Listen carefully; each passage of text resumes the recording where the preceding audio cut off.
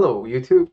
This is another response video to a viewer who wanted me to specifically mention a portion of the comment.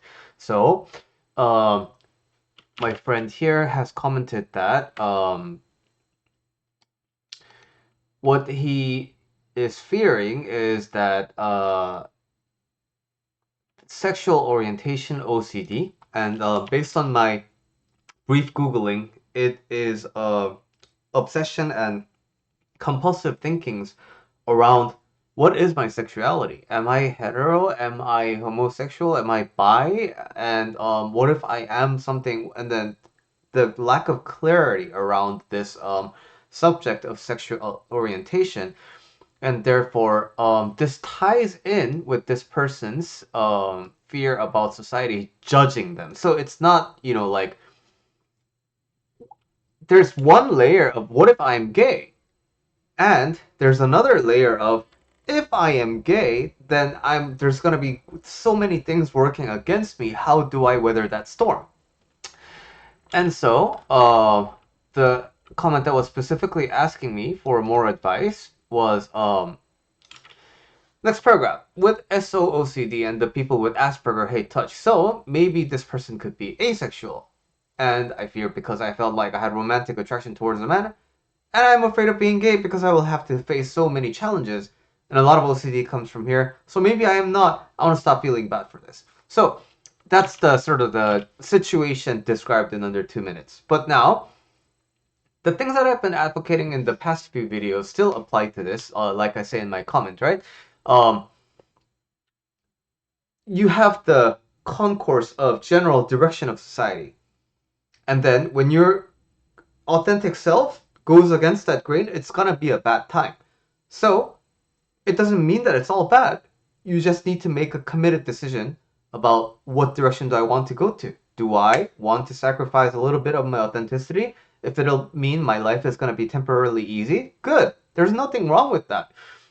Do I want to be authentic? Even though it's going to be kind of difficult for me because just the way of like how majority and minority works, that's also good because nothing is good in a vacuum. Nothing is bad in a vacuum. I had jambalaya for dinner just now. Is that good? If I'm watching my acid levels, probably not that good. If I'm watching my salinity levels, probably not that good. But if I've been eating salad for the last week, some savory stuff sounds really good. So in that sense, it's really good. And who knows? Maybe this is the last time I'll have jambalaya for a while. And so tonight's eating of jambalaya was an excellent choice. We just don't know. And everything can be a good thing, and everything can be a bad thing, depending on our perspective. So, why I'm explaining this is because I want to first clearly say that being gay, being a minority, being a majority, being hetero, being bi, nothing about that warrants, by itself in a vacuum, warrants criticism or worrying or like dilemma because they just are, right? It's like being Asian. In a society where, Asian people get discriminated against, is that bad?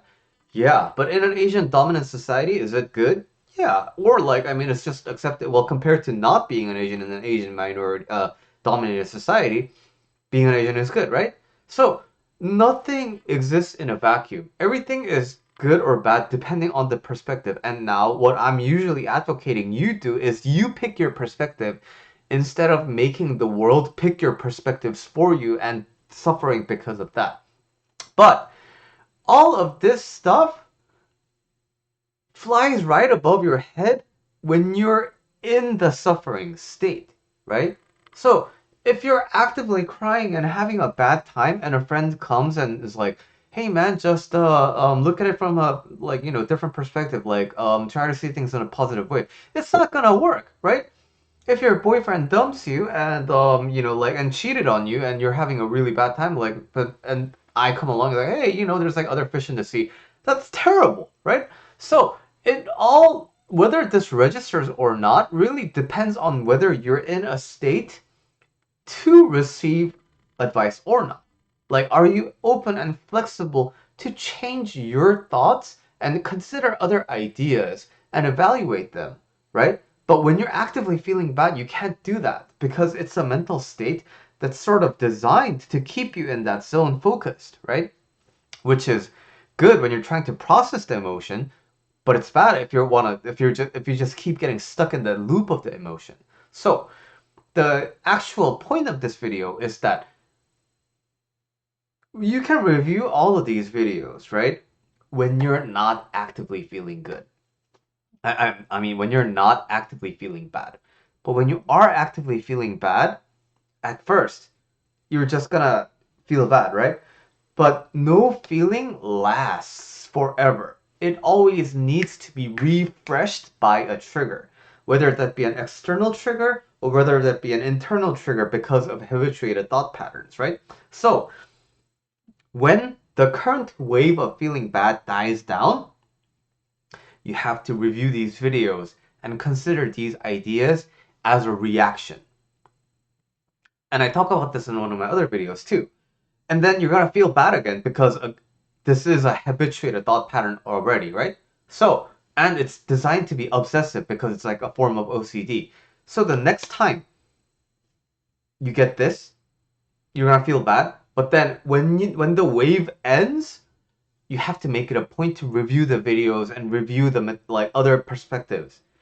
And then the delay between your feeling bad and the review of it is going to shorten over time because you're constantly reinforcing, okay, after the feeling bad wave, I make it a point to review the thoughts. And the more you do that, you're going to eventually catch yourself mid thought. Oh, I'm feeling bad right now. And you're going to be able to observe yourself and kick yourself out of it. And guess what? When it comes to that stage, you can use one of the videos in my channel that I call dissociation techniques, right? How to get out of unwanted emotions. But that's only if you catch yourself mid emotion and you have enough of a conversation with yourself to bring yourself to this state where you're, okay, I'm feeling bad, but I also want to do something about it, right? But at first, it's not going to be like that. It's not going to be that easy. So at first, I recommend every time you finish feeling bad, digest. Finish feeling bad, digest. Finish feeling bad, digest. And this long-term, solution is so necessary because guess what? Your mind is just really not you specifically, the commenter, but the uneasy mind is uneasy for a reason. And now it likes to think that the currently attached reason is the, primary motivator for that uneasy, right? So in this situation, it's the sexual orientation OCD, right? But guess what? When that gets figured out, the OCD and the worries are gonna find a new target. And so suppose you come to terms with being, on the spectrum for ASD. Suppose you come to terms with your sexuality, but as like something underneath is really causing that constant worrying and constant inner criticism and constant inner perfectionism, right? When that is not dealt long term, it's just gonna constantly find new targets to latch onto. And so you need to, not you, the commenter specifically, if you want to be free. By free, I mean if you want to be the primary driver of your life and not your feelings and not your habits, you need a long-term solution to overcome those or at least coexist with those. And all those resources about the specific points of what I said in this video is available in my channel. So every time you finish feeling bad, I recommend watching some of the recent videos in order, and then if you make that a habit, I'm very sure that you will see a notable difference in how you catch up to the bad thoughts. Hope this helps. And even if it's not this commenter, Matthias Garay 470, if you have any questions you want to ask me, please feel free to ask me on the comments or email me if it's personal at billy@julylifecoach.com.